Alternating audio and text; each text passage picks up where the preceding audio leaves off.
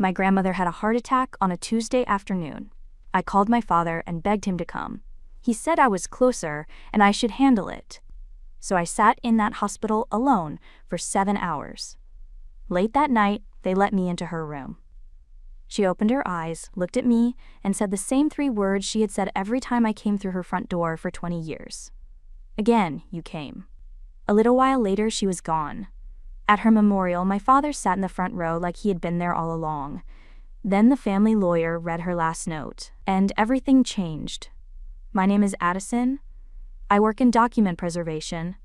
I spend my days protecting other people's histories. Old letters, court records, estate archives, photographs that would crumble without the right care. I make sure the things people leave behind survive long enough to matter. The irony is not lost on me.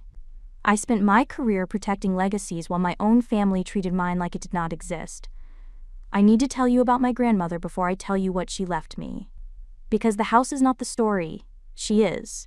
Lenora lived on a lake, a small house at the end of a gravel road with a dock that leaned slightly to the left, and a porch with a rocking chair that had been repainted so many times you could see the layers if you looked at the armrest closely enough. The kitchen window faced the water. In the morning, the light came through and hit the counter in a way that made everything feel slow and safe. There was a drawing on the refrigerator that I had made when I was 6 years old. She never took it down. I went to that house every weekend I could, every summer. Every holiday nobody else wanted to drive to. My father lived less than an hour away. He almost never came. He had the address. He just never used it. Lenora was the only person in my family who saw me without needing me to be useful first. My father had a word for me that he used like a title. He called me the strong one. He meant it as a compliment. It was not a compliment, it was a job description. When something broke in the family, I was the one who fixed it. When someone needed paperwork handled, or a phone call made, or a crisis managed, my father would turn to me and say, "You will handle it." Not a question, a conclusion. My brother was different. When my brother struggled, the family gathered. When my brother was sad, someone asked what was wrong. When I struggled, my father said I was being dramatic. I remember one night when I was about 10. I had a fever. My forehead was burning and I could not stop shaking. My brother had a school event the next morning, something he had been nervous about for weeks. My father came into my room and looked at me and said, "Your brother needs someone to drive him early tomorrow, and your mother cannot do it. I need you to be tough tonight, because I have to focus on him."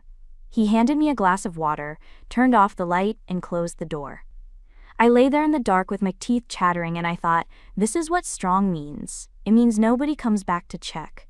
That is the night I stopped asking for things. I was 10.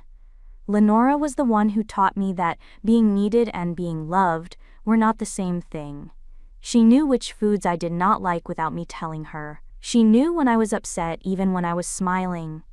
She was the only person who ever said, "Slow down and tell me, I am listening." Everyone else in my family talked fast and loud and over each other. Lenora sat and waited and let the silence do the work. One afternoon when I was young, I came to her house after a bad day. I was crying. My father had told me to stop being dramatic about something I cannot even remember now. Lenora did not ask what happened. She brought me into the kitchen. She did not make tea. She did not offer food. She just sat across from me and waited. Then she said something I have carried with me every day since. She said a child should not have to be strong all the time. Sometimes crying does not mean you are weak. It means you have been alone with it for too long. I did not understand that sentence at 7. I understood it at 27. And I have never stopped hearing it. Every summer morning at the lake house, Lenora put 2 chairs on the dock. One for her and one for me. When I was small, the second chair was tiny. As I grew, it changed. But there were always 2 chairs. Always facing the water, always side by side. She would bring her coffee, and I would bring whatever I was drinking that summer, and we would sit without talking for the first 20 minutes. That was our deal.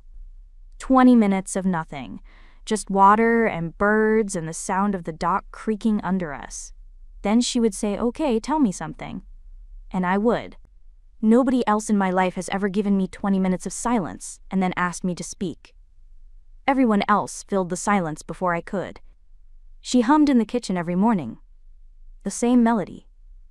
I never learned the name of the song, I cannot reproduce it now. But I remember the rhythm.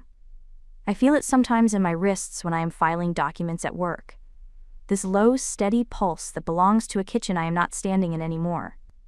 Lenora had a heart attack on a Tuesday. A neighbor saw the ambulance and called me. I called my father, I told him it was serious. He said, "You are closer. Just handle it." He hung up. He lived less than an hour away. He did not come. I drove to the hospital, I filled out forms, I spoke to doctors. I answered questions about her medications, her history, her allergies. I knew every answer because I was the one who had been paying attention. I sat in that corridor for 7 hours. Nobody from my family came, nobody called.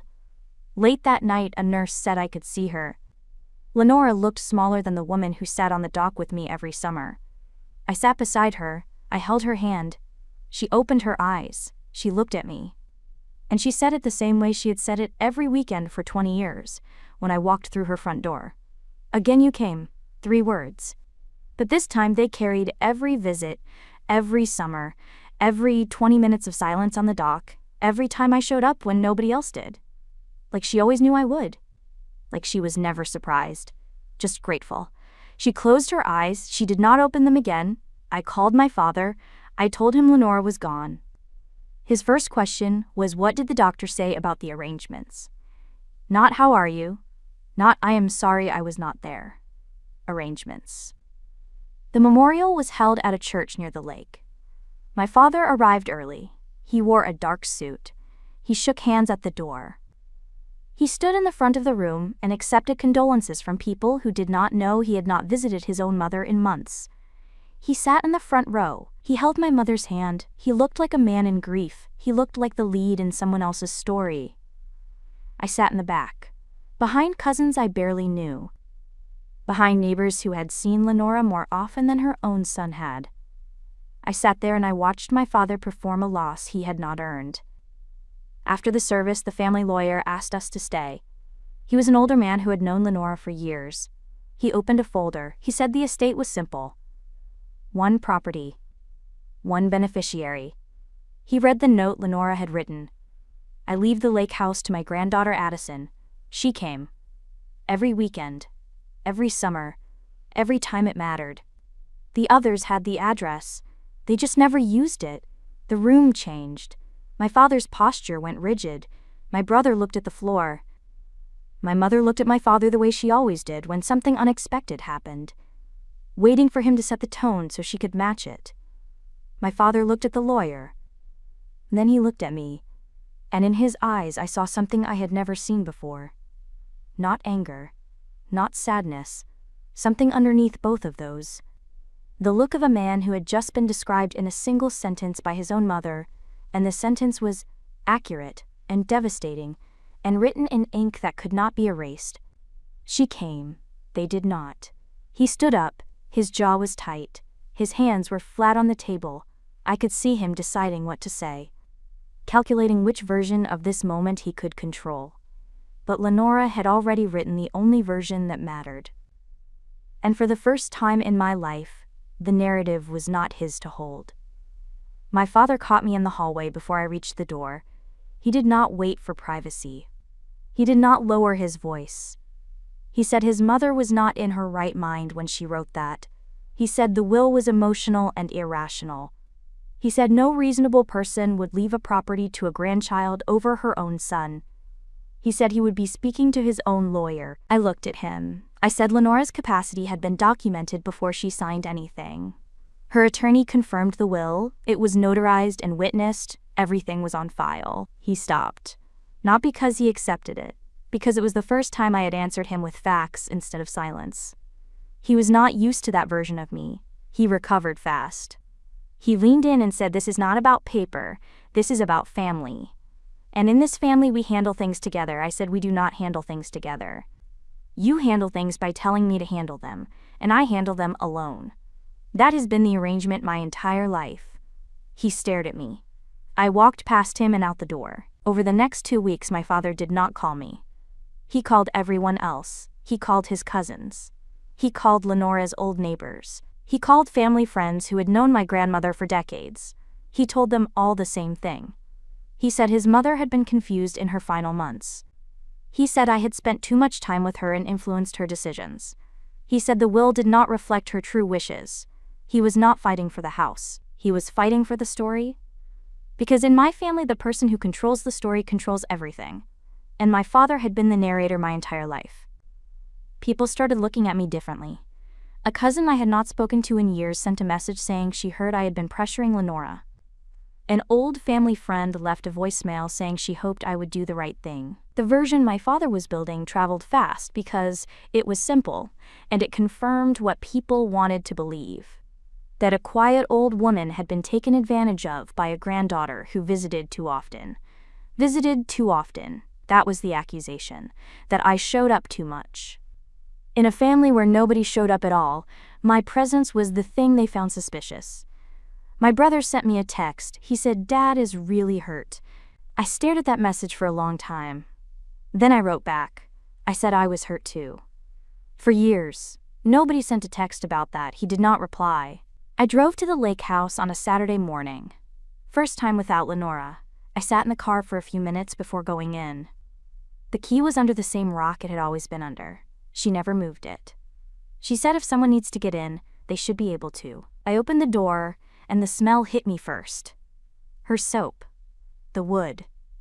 Something faintly sweet that I could never name but would recognize anywhere. The rocking chair on the porch was still angled toward the water.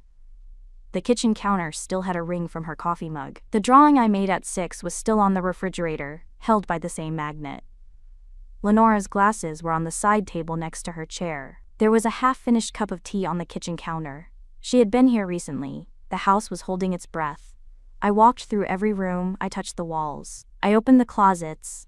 I sat in her chair and I looked at the lake through the window she had looked through every morning for decades. The water was flat and gray and still. The dock leaned to the left the way it always had. Then I found the box. It was in the hall closet.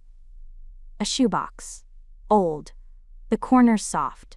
I opened it, expecting documents, legal papers. Maybe something the lawyer had missed. It was not documents. It was cards. Birthday cards. Handwritten notes. Holiday letters. Drawings I had made as a child. A photograph of me and Lenora on the dock with our 2 chairs. A pressed flower from a walk we took when I was 9. Every small thing I had ever given her or shared with her, kept. Organized. Dated in her handwriting on the back. Nothing in that box had any monetary value. Nothing in it would hold up in court. But every piece of paper in that box was proof of the same thing. She saw me. She kept the evidence. Not because she needed to prove it to anyone. Because it mattered to her enough to save. At the bottom of the box was a folded note. Her handwriting. Small and steady. It said, "This box is your past. The lake house is your future. Protect them both." I held that note and I sat on the hallway floor, and I cried the way I had not cried since I was a child. Big and messy and alone. The way I always cried. In rooms where nobody could hear me. But this time, the house was mine. And the walls that held Lenora's life were holding me too. 2 days later, my father came to the lake house. He did not knock. He walked in the way you walk into a place you believe belongs to you. He looked around and he said, "We need to sort through this before things get emotional." He said selling the house and splitting the proceeds was the fair thing to do. He said he had already spoken to a realtor. I was standing in the kitchen, Lenora's kitchen. Her mug still on the counter, her glasses still on the table, her granddaughter's drawing still on the refrigerator. I looked at my father and I said, "This house is mine. The will is in my name. It is not being sold." He said, "You think you deserve this house because you visited." I said, "No, I deserve this house because I came. Every weekend. Every summer. Every time Lenora was sick, lonely, scared, or just wanted someone to sit with her. I came. You lived less than an hour away. You had the same address. You had the same road. You just never drove down it." He said, "That is not fair." I said, "You did not come to the hospital. She was alone for 7 hours. I filled out the forms. I held her hand. I heard her last words. And now you are standing in her kitchen talking about realtors. Tell me what is not fair." He did not answer. He looked at the lake through the window. He looked at the rocking chair. He looked at a house he had not visited in years, and he saw it the way people see things they ignored when they had the chance and can no longer afford to ignore. He left without saying another word. Lenora's memorial gathering happened the following weekend. Not the church service. A smaller one. At the lake house. Her neighbors organized it. People who had known her for decades. People who had sat on this porch and eaten at this table and watched the lake change color with the seasons. My family come. The room was full of people who had known Lenora in ways my father never had. My father was going to speak. Everyone expected it. He was the son. He was the family representative. He had the voice the room would recognize as authority. I stood up first. I did not plan it. I did not have notes.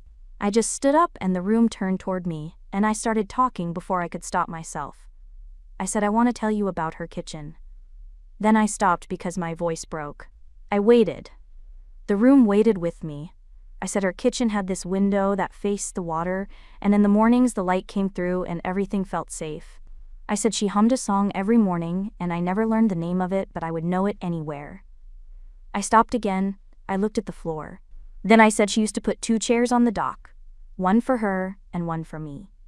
And we would sit there for 20 minutes without talking. That was our deal.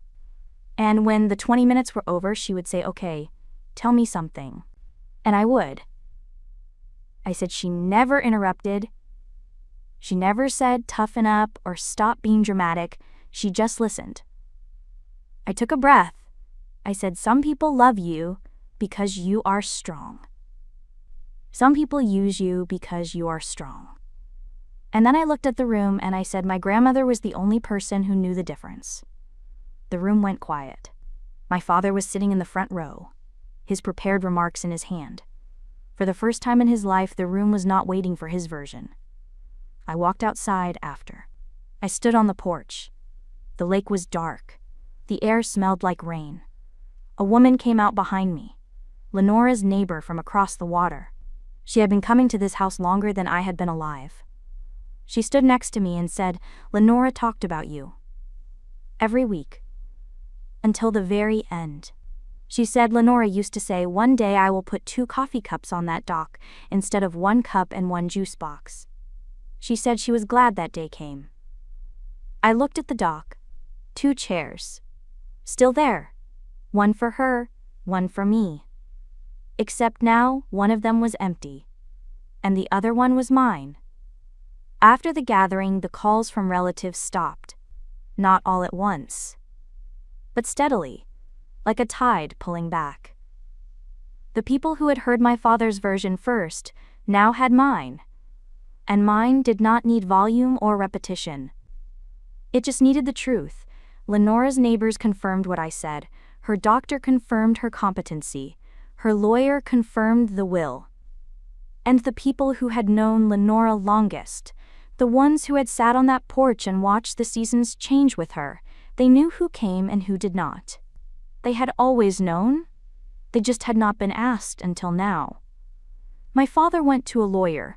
He wanted to challenge the will. But the will was clean, capacity documented, notarized, witnessed. His own lawyer told him there was no case. He spent weeks and money pushing against a door that was never going to open. And when it stayed shut, he did not call me. He just went quiet.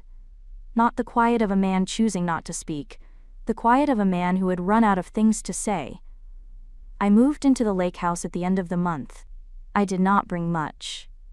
A few boxes, some clothes, the things you carry when you are not running away from something but walking toward it.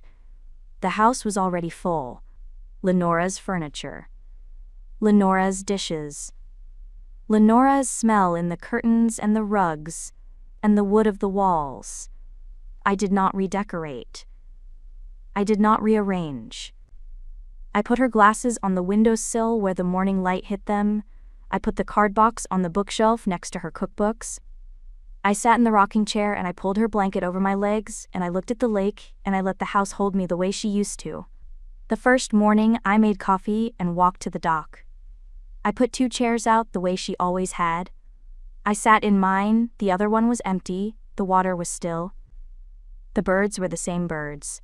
The dock still leaned to the left.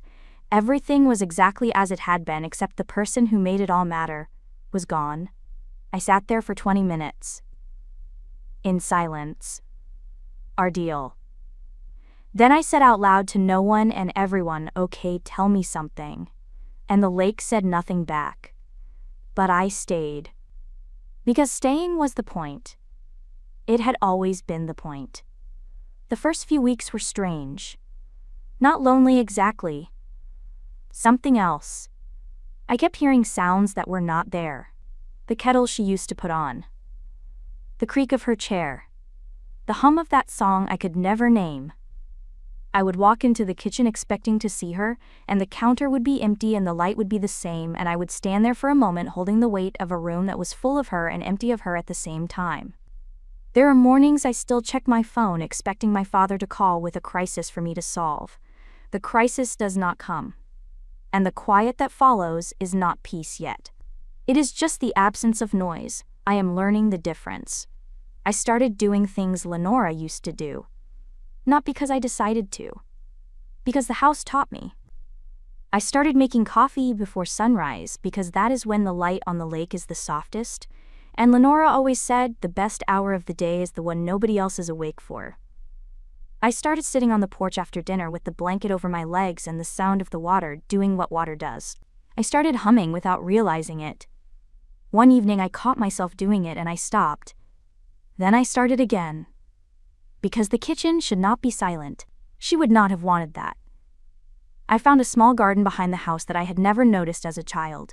Herbs mostly, overgrown now. Lenora had been tending it for years and nobody knew. I got on my knees, and I cleared the weeds, and I watered what was left, and I stayed there for a long time with my hands in the soil. I thought about a woman who grew things quietly in a place nobody visited, and never told anyone about the garden. Not because it was a secret, because she did not need anyone to see it for it to matter. That was Lenora. She did not perform her love, she planted it, and she trusted it to grow even when nobody was watching. One night, I could not sleep. I went to the kitchen and I opened the card box. I had been through it once before, but quickly. This time I went slowly. Card by card. Note by note. I spread them across the counter the way I spread documents at work. Except these were not records of transactions or legal agreements. These were records of a woman noticing her granddaughter. A birthday card with a hand-drawn flower on the inside. A note that said, "I am proud of you today," tucked into an envelope with no stamp because she had handed it to me in person. A photograph of the two of us on the dock with the date written on the back in her small, steady handwriting. Every piece of paper in that box was proof of the same thing. She saw me, she kept the evidence. At the very bottom was a card I had not seen before. It was from my birthday, I do not know which year. The envelope was soft from age. I opened it, and I read it, standing at the counter in the kitchen, where she had stood 1,000 mornings before me. It said, "I prayed that one day you would find people who love you not because you are tough but because of who you are. But until that day comes, I wanted you to know that is how I loved you. Not for your toughness. For you." I put the card down. I put my hands on the counter. And I cried. Not the quick, quiet crying I had trained myself to do. The old kind. Deep. The kind that comes from a place you thought you had sealed shut years ago. I cried in Lenora's kitchen, at Lenora's counter, in Lenora's house. Alone. The way I had always cried. In rooms where nobody could hear me. But when it stopped, I did something I had never done before. I did not wipe my face and pretend it had not happened. I put the kettle on. I took Lenora's mug from the shelf. The one with the small chip on the handle that she never replaced, because she said broken things that still work are worth keeping. I made tea. I sat at her table. I drank from her cup. And I kept going. The next morning I walked to the dock. I put the 2 chairs out. I sat in mine with my coffee. The other chair was empty. The water was still. A bird crossed the lake low enough to touch the surface and then climbed again. I looked at the empty chair and I thought about every version of it. The tiny one when I was small. the bigger one as I grew, the empty one now, and I realized the chair was never about who was sitting in it. It was about the fact that someone always put it there, someone always made room. My father told me my whole life that I was the strong one. He used that word to keep me working, to keep me carrying, to keep me solving problems that were not mine, so he did not have to solve them himself. He never once asked if I was okay. He never once sat across from me and waited. He never put two chairs on anything. Lenora knew the truth. I was not strong. I had just been alone with it for too long. And this lake house, this small quiet place that nobody in my family thought was worth the drive, became the place where I stopped being alone with it. She left me proof that someone had been paying attention the whole time. That every visit mattered. That every 20 minutes of silence on the dock was heard. That the drawing on the refrigerator was never coming down. That the second chair was always mine. Again you came, that is what she said. And I did, every time. And I am still here. If there was a Lenora in your life, someone who saw you when nobody else was looking, someone who loved you, not because you were useful, but because you were you, I want you to write their name in the comments. They carried you, even if they are not here to read it, say their name, they earned that. And tell me where you're watching from and what time it is right now. I want to see how far her story traveled. If this one stayed with you, hit subscribe. I will see you in the next one.